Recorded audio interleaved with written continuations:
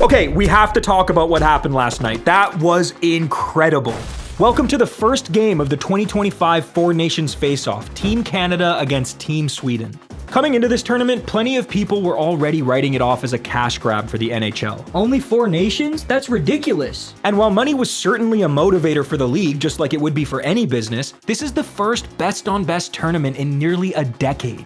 These players want to be here, and that became obvious very early on. Just 44 seconds in, William Nylander was called for high sticking, putting Team Canada on the power play. And let's be real, this is probably the greatest power play unit ever assembled. Sidney Crosby, Connor McDavid, Nathan MacKinnon, Cale Makar, and Sam Reinhart. How on earth do you stop that? It's unfair. And in poetic fashion, just 10 seconds into the man advantage, Team Canada cashed in thanks to a filthy 3-way passing play between McDavid, Crosby, and MacKinnon. Of course it was those three. 1-0 Canada. Then, one of the best pests in NHL history, Brad Marchand, scored and experienced something I'm sure he never could have imagined experiencing. A Montreal crowd cheering for him. 2-0 Canada.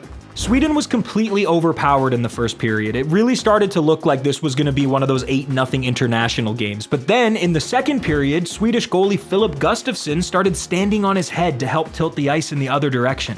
The Swedes were starting to gel as a team, and it was no longer the cakewalk Canada was experiencing in the first period. And it wasn't just Gustavsson. Erik Karlsson made a solid defensive play, and Rasmus Dahlin made an amazing defensive play. They were getting their scoring chances too, and eventually managed to slip one past Jordan Binnington to cut Canada's lead to just 1 goal. It was Jonas Brodin who got it.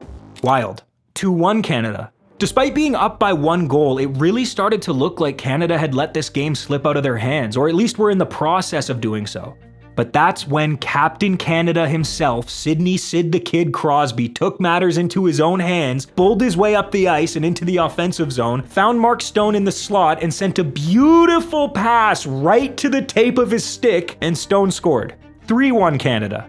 Look, I know a lot of you are going to have something to say about this, but guys, I think Crosby is still the best player in the world. I know Connor McDavid, Nathan MacKinnon, Nikita Kucherov, and even Leon Draisaitl are younger, faster, and honestly more skilled, but man, Sid just has that thing, you know? There's a reason he's been to the Cup final 4 times and won 3 of them. It's something about the way he uses his skill. He knows when to turn it up, when to dial it down, when to delegate, when to take over. We'll see how the rest of the tournament goes, but I don't think he's passed the torch quite yet. Anyway, after Crosby and Stone threw a stick in the spokes of Sweden's comeback, down by 2 goals with just 20 minutes left, you'd think Canada was about to lock things up and take home a clean W, right? Wrong. The Swedes came out swinging in the third period. Not even 2 minutes went by before Adrian Kempe sniped one past Binnington for his first of the tournament to make it 3-2 Canada. Then just a few minutes later, Sweden pulled off their own silky little 3-way passing play. Lucas Raymond to Jesper Bratt to Joel Eriksson Ek. Beautiful. 3-3, tie game. Now, Canada tried to restore their lead, and they got their chances, but thanks to 2 great defensive plays from Swedish forwards Elias Pettersson and William Nylander, and some absolutely insane goaltending from Gustafsson, the score stayed tied. And then Josh Morrissey got called for high sticking, giving Sweden a power play with just 7 minutes left in the game. But that's why guys like Anthony Cirelli, Brandon Hagel, and Seth Jarvis are on the team. Canada killed the penalty off, and we were headed to 3-on-3 overtime. 10 minutes of it!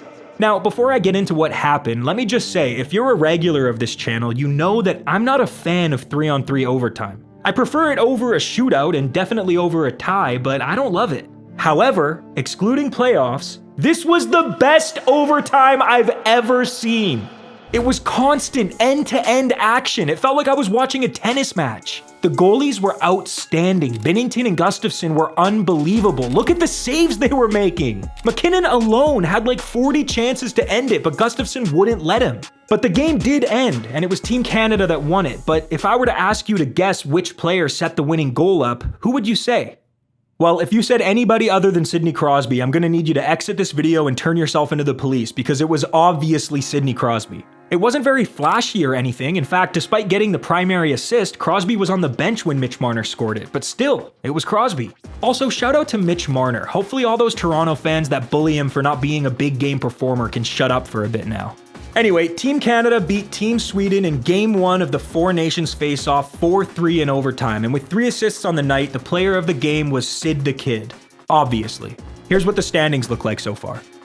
Drop your score predictions for tonight's game between USA and Finland, because if you get it right, I'll shout you out in the next video. Thanks to these wonderful Nuckheads who chose to support what I do by clicking the join button to become channel members. Thank you for watching. Here's what Mitch Marner said when a reporter asked him what his dad's gonna think when he hears his son teamed up with Sidney Crosby to score the game-winning overtime goal for Team Canada. Okay, bye. Yeah, he's gonna be pumped as shit. He's gonna be... If you liked what you just watched and want to keep watching my content, I've picked 2 more videos that I think you're gonna like, so click one of them. But it's okay, if you want to go watch Mr. Beast or something, go ahead, it's fine with me. It's not like a bear is gonna enter my living room and start attacking me. What the fuck?